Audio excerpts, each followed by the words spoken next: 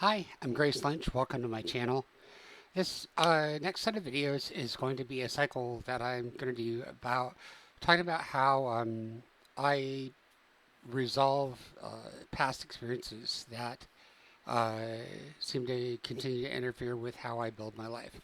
Um, I I call them trauma personally, but I'm not a mental health provider or one of the people with the letters after the name or anything. And the things that I talk about um, I created inside the personal need to reacquire language and meaning, and outside of any opportunity to do so with a knowing provider or a treatment team that seemed able to capture all of what I experienced to build a path and a model for me.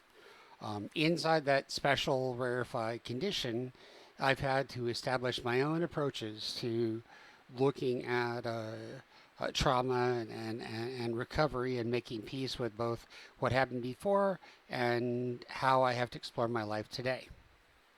So, one of the ideas that I had said in previous videos is about neurodiverse recovery. And the primary tool that I use to neurodiverse recovery involved adding the thinking that in recovering from some kind of inner condition a person feels like they must, the naive way, the neurotypical way, is to believe that I can sort out myself relative to my problem at the same in relation to myself at the same time I can do that relating to a group so that I can participate in self exploration in a group setting easily or effectively. Maybe some people can do that. I don't know. But I haven't been able to make that work. So for myself, I found that to get an effective recovery, I had to divide it into two processes. And I had to learn how to get right with myself first. And then I could responsibly explore how to be part of a group. That's what I found for myself.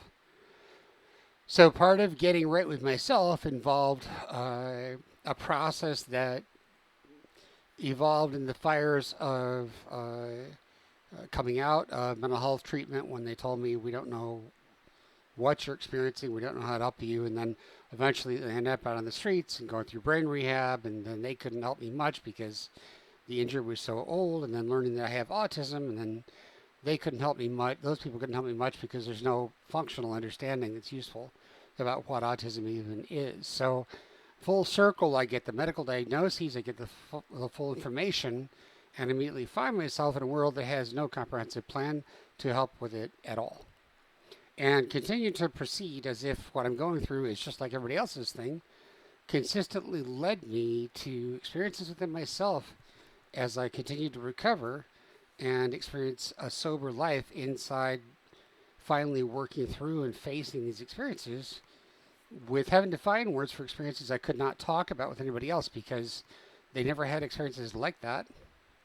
They would assume there's outside help for it, and the stuff that it would be person to person involved sensory modalities that their bodies couldn't do.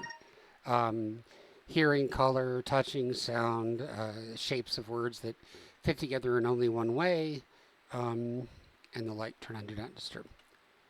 So I had to develop my own processes for this, and so um, one of the tools that I use in my own personal life is that I look at an approach I have to solving some kind of problem. I feel a problem inside, and I use my existing understanding to build solutions for it. I try them.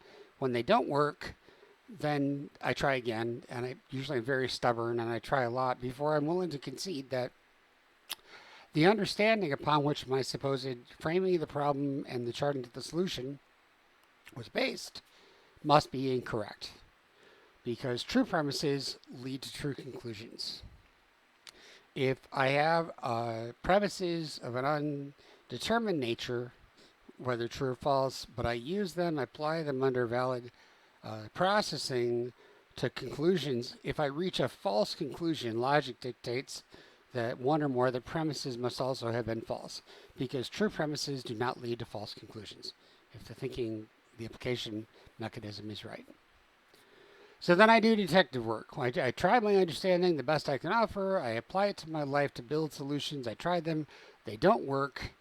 I experience that in great pain and suffering that I get to work through myself and survive the disturbances to sleep and the nightmares and the triggering and the different things. And I eventually, when it calms down again, I face it. I'm like, okay, well, that didn't work. What went wrong? So often what I find is that there's some part of my past that I have not reckoned with.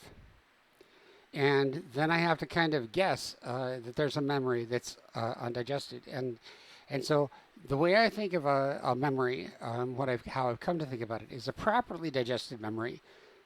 A memory that functions in the mind the way it's designed to is as if I'm in the present and I access the memory and I just turn to the right and I look at that.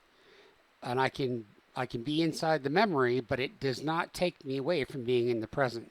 I'm in the same room, I'm in the same house, I'm looking this way, which is a certain memory that I went through, but I'm still inside the present moment.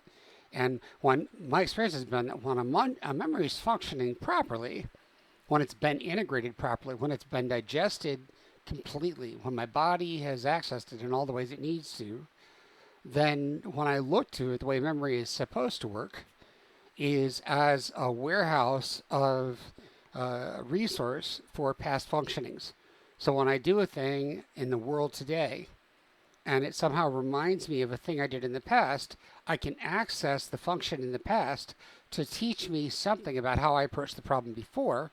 And maybe if I did it before, I know what to do now. Maybe if I tried it before and that didn't work, I don't waste my time with that mechanism in the present. So then that's my understanding of how memory is supposed to work. It's supposed to be a living, working relationship with experience, so that accessing a thing from the past doesn't take me out of being in the present. So when I try to guess that something's knocking me off course, I'm not understanding something in the present. Because I try to apply my thinking to solve the problems and it doesn't work. Then I ask myself where my thinking came from, that, wow, the color's doing weird things. Where the thinking came from. When my experience has been that when a premise doesn't work, then it came from an experience in the past somewhere. When I explored the experience, I noticed this thing. It's a time jumping thing. When I try to access it, I immediately find myself so lost in the experience of it that I have lost track of the present moment. And I'll be inside the experience, but I won't be in the present moment anymore. And whenever I detect that time jumping thing, immediately that tells me that's an improperly digested memory. So my sense is that the experience happened, but it was so overwhelming on some level that the body did not know how to process all of it to allow the brain to take it as input for just digestion and upgrading. And so it flags it with trauma chemicals, and it records the chemistry in a trauma state.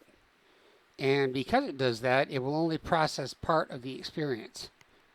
Out of that experience comes a sort of story that captures it, that my brain tells itself, so that I have like a functional character to play inside the memory. But I can't really fully go into the memory. When I go back, I'm not only lost in the experience of it, but I'm lost in the narrative that I was telling myself about what the experience meant. And that's how I detect that the memory is not digested properly. Once I see that that's the case, then I have a process that I have to undergo to fully digest the memory. And I'll talk about that in the next video, because lining all of this up is key to how I explore the inventory process in neurodiverse recovery. So we'll explore the next part of it in the next video. Bye.